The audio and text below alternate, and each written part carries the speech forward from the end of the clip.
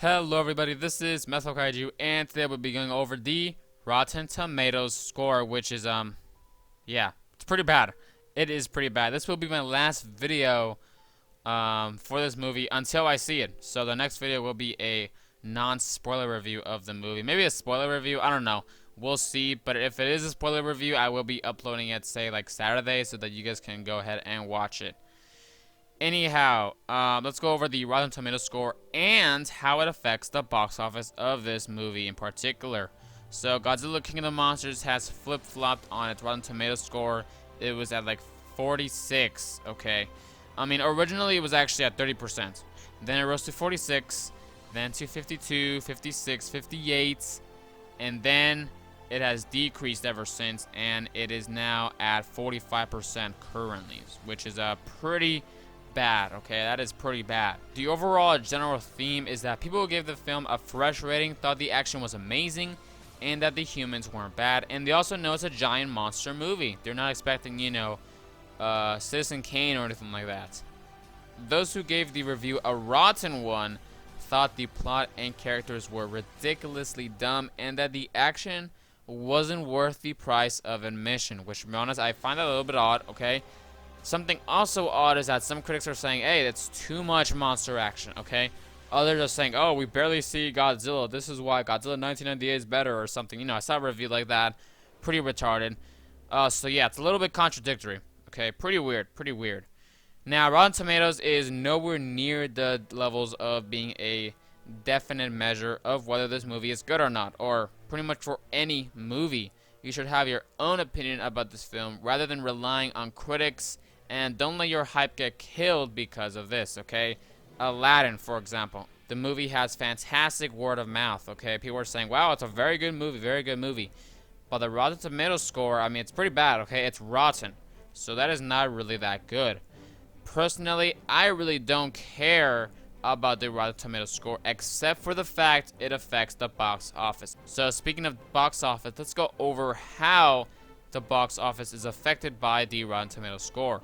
So, Rotten Tomatoes, the Rotten rating can severely damage a movie, okay? Pretty badly, since people who are on the fence would then not see the film because they see a Rotten review or a Rotten rating. Whenever they see a Rotten rating, they're going to be like, oh, wow, this movie's actually bad then? Okay, I guess I won't see it then after all. So, it does affect it for sure. Sometimes, though, the score has no effect, which I think will be the case for this movie, and here are some reasons why and some examples as well.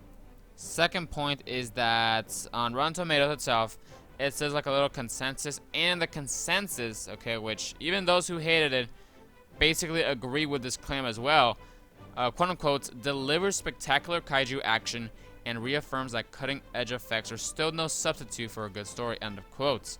Now that sounds pretty bad, but most people in the general audience are going to see this film solely for kaiju action. So if the consensus says that and it delivers on that, on the kaiju action, they'll definitely watch it no matter what.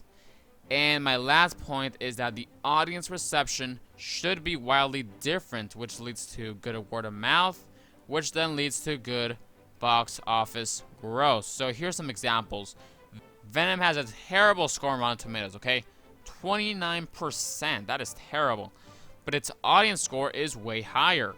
Now, if we look at its box office domestically, which is what the Rotten Tomatoes score would normally affect, it didn't really do a dent on it and ended its run with around 200 million. So that's pretty good. Another example is Transformers 1, which has also, a rotten score, and its audience score is very high, even higher than Venom's. Look at how that translates to the box office domestically. It didn't stop it whatsoever and did over 300 million. So, in general, don't go into full panic mode. Does it sting? Yes, of course. But is it the end of the world? Far from it. Speaking of box office, this movie depends on you guys, the fans. So please give your own review on Rotten Tomatoes for the audience score, which I believe you can only, do a review if you buy your tickets via Fandango. And show up in the masses for its opening weekend and opening day, actually, as well. And tell people about this film, to check it out as soon as possible so that it performs very well box office wise. So that is all for this video. Please tell me in the comments below what are your thoughts on this Rotten Tomatoes score, and what are your predictions for the box office. I was gonna do a box office video since like a super long time ago. I was really planning it, but then I just scrapped it all together because I mean I just kept getting updates again and again and again. I kept changing my prediction. Officially, my own prediction is honestly 650 million worldwide, with a 75 million opening weekend and 200 million domestic gross. Total domestic gross. So that is all for this video. Subscribe, like, and comment. This is Mythical Kaiju signing out.